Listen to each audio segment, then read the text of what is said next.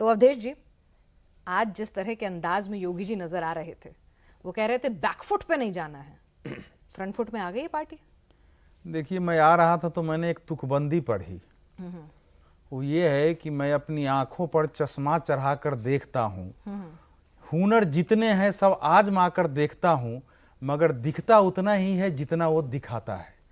तो ये जो इस समय उत्तर प्रदेश का आज का मंथन था, योगी आदित्यनाथ की जो यूएसपी रही है वो कानून और व्यवस्था रही है, और इसमें कोई दो मत नहीं है कि अगर 2017 के पहले और आज की उत्तर प्रदेश की हम तुलना करते हैं तो बिल्कुल कोई तुलना नहीं हो सकती है। वो एक उनका बड़ा यूएसपी रहा है, और उस यूएसपी ने 2022 में उनको जिताया था।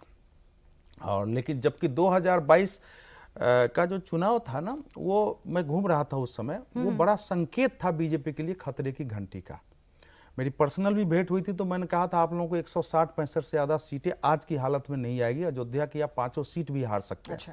ये मैंने स्पष्ट जो है, जोगी जी नहीं मिले, केशव प्रसाद मौर्य जी मिले थे। नहीं भाई साहब, ये स्थिति नहीं है। मैं घूम के देख रहा था, बाद में समझ में आई। लेकिन हुआ क्या उस समय कि लोगों को फिर लगा कि समाजवादी पार्टी आ गई तो ऐसे ही गुंडों का राज आ जाएगा, फिर मुसलमानों का वर्चस्व हो गया। तो लास्ट में लोगों ने, लेकिन समाजवादी पार्टी को अपने इतिहास में विधानसभा में, जबकि उसकी सरकार थी तब भी इतने वोट नहीं आए थे, उतने वोट आए। 111 सीटें आई, जो इन लोगों को उम्मीद नहीं थी। आप चुनाव का देखेंगे तो अभी जो कुछ इस समय बात हुई है, अब उस पर टिप्पणी तो यही की जा सकती है कि थोड़ा ज्यादा खुल के बात होनी चाहिए थी, क्योंकि नहीं, आज तो खुल्लम खुल्ला सबको दिल की बात कहने का मौका मिला, वो भी कैमरे भी थे, मंच भी था, 3000 कार्यकर्ता भी थे। हाँ, 3000 कार्यकर्ता थे।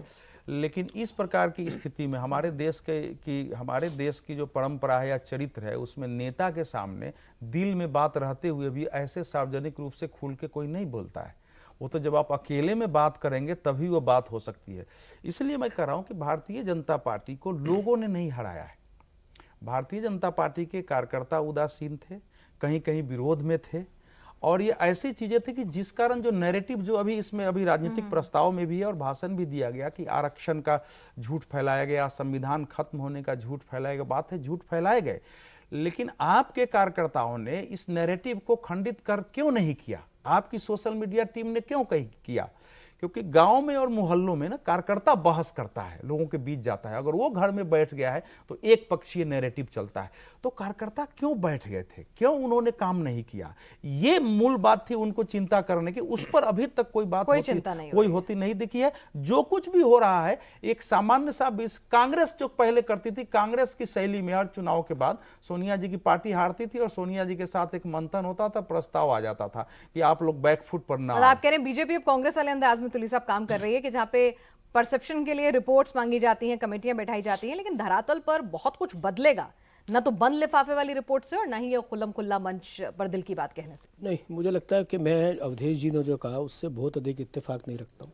अच्छा, बीजेपी जो पार्टी है वो टॉप डाउन पार्टी नहीं है, ऊपर से चलेगा और नीचे आएगा, वो नहीं है। ये बोथ वे कम्युनिकेशन है, नीचे से कम्युनिकेशन ऊपर जाता है, ऊपर से नीचे आता है। हाँ, एक जमाने में फीडबैक सबसे स्ट्रांग माना जाता था। अभी भी वैसा ही है। अभी भी फीडबैक में कहीं कोई गलती नहीं हुई है, कहीं कोई कोताही नहीं होती है।